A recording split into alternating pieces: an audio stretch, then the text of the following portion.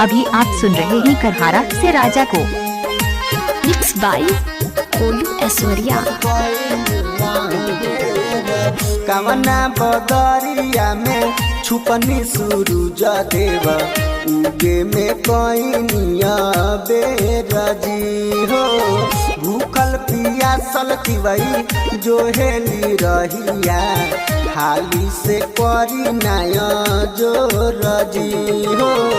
कवना बदरिया में छुपनी सूरज देव उगे में कोइनिया बेरजी।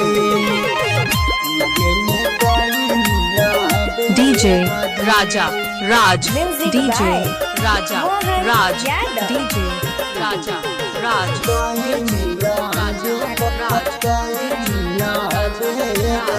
जो हेली राह तोहर सारा तिवैया देखी नदिया के तीरे।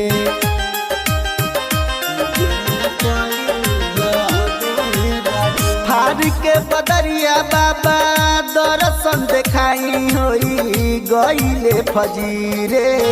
रउए से रात होला रउए अजोरिया बिनती करिले कर जोरजी हो। कवना बदरिया में छुपनी सूरज देवा उगे में कोइनिया बेरजी हो। कवना बदरिया में छुपनी सूरज देवा उगे में कोइनिया बेरजी। डीजे राजा राज, डीजे राजा राज, डीजे राजा राज, डीजे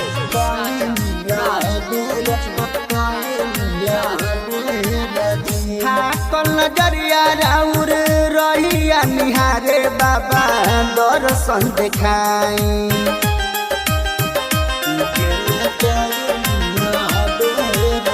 पनिया पठार देखी कापे शरीरिया कवनो करती उपाय। अरे अन्न चंदन कुंदन पर हाथ जोड़िया देखी ना होई गईले भोरजी हो। कवना बदरिया में छुपनी सूरज देवा उगे में कोइनिया बेरजी हो।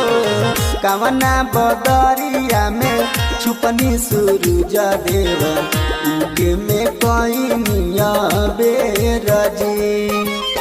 भूखल पियासल तिवई जो हेली रहिया हाली से करी नाया जो रजी हो।